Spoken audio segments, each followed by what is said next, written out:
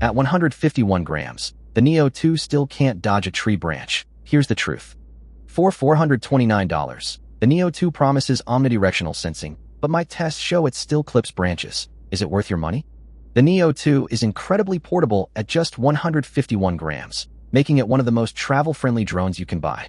It fits in a jacket pocket, and with full coverage propeller guards, you can toss it in a bag without a case.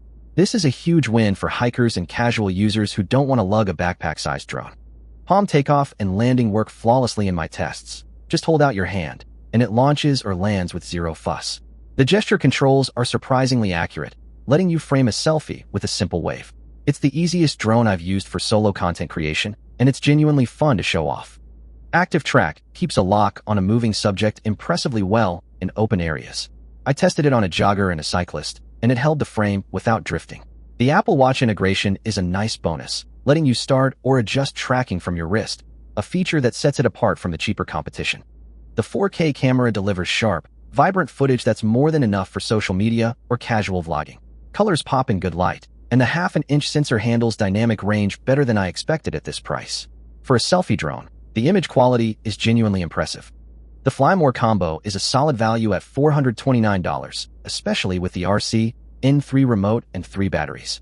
You get roughly 45 to 50 minutes of total flight time out of the box, which is rare at this price point. The remote extends range to about 10 kilometers, a huge upgrade over phone-only control. Here's what you get: lightweight and portable design.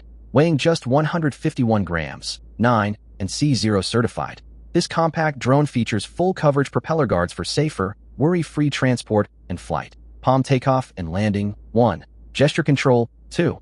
Enjoy easy palm takeoff and landing, plus intuitive gesture controls for hands-free operation and seamless flying experiences, and smooth and reliable tracking.